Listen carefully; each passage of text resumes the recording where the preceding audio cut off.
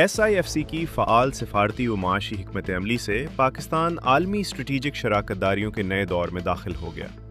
پاکستان عالمی سرمایہ کاری اور شراکت داری کے ذریعے تجارت، زراعت اور توانائی کے شعبوں کو مستحکم کر رہا ہے۔ وفاقی وزیر تجارت جام کمال خان اور کینیڈا کے ہائی کمشنر طارق علی خان کے درمیان اہم ملاقات ہوئی، جس میں تجارت، سرمایہ کاری، معدنیات، زراعت اور توانائی کے شعبوں میں وسعت دینے پر تبادلہ خیال کیا گیا۔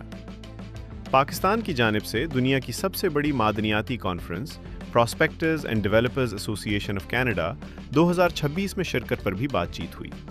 یہ کانفرنس پاکستان کی معدنیات کو عالمی سرمایہ کاروں سے متعارف کروائے گی اور پاکستانی کانکنی کمپنیوں کے کینیڈین ماہرین سے رابطہ کا باعث بنے گی۔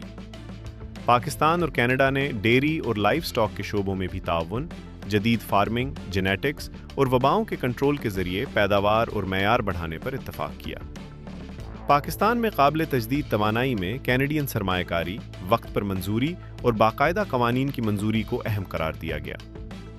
دو طرفہ اقتصادی تعلقات مضبوط کرنے، ادارہ جاتی روابط بڑھانے اور پرائیویٹ سیکٹر کی شمولیت کو فروغ دینے کے عزم کا اعادہ کیا گیا۔